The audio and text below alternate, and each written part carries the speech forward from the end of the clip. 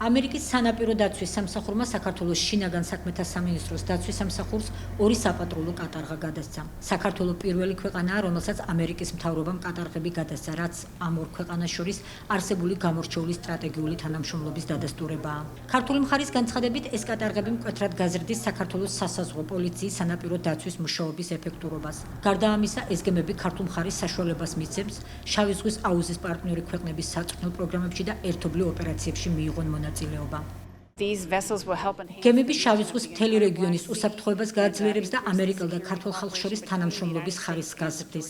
კატარღები გამოირჩევა მათი ტაქტიკური და ტექნიკური მონაცემებით ძალიან მაღალი ავტონომიურობით, ეკონომიური და ცურვის სიშორის. გემები ბაზირებული იქნება ფოთსა და ბათუმში. მიიღებენ მონაწილეობას სასაზღვრო უსაფრთხოების დაცვაში საზღვაო სივრცეში. ამერიკელი პარტნიორები აცხადებენ, რომ კატარღების გადაცემა ქვეყნის ეკონომიკურ განვითარებასაც შეუწყობს ხელს. ამ ორი გემის საქართველოსთვის გადაცემა იმ ძალისხმევის ნაწილია, რომლითაც საქართველოს უსაფრთხოების შემოშავებაში ვეხმარებით.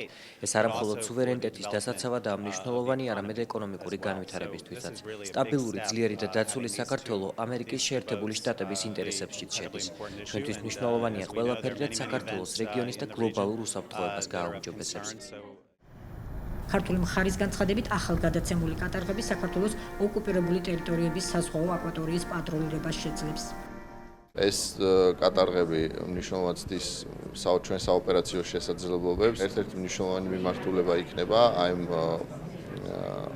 ოკუპირებული ტერიტორიების მიმართულებით სასაზღვრო აკვატორიის გაკონტროლება და ეს კატარღები ჩაანაცვლებს უკვე არსებულ მოძველებულ კატარღებს, რაც ჩვენ გვყავს.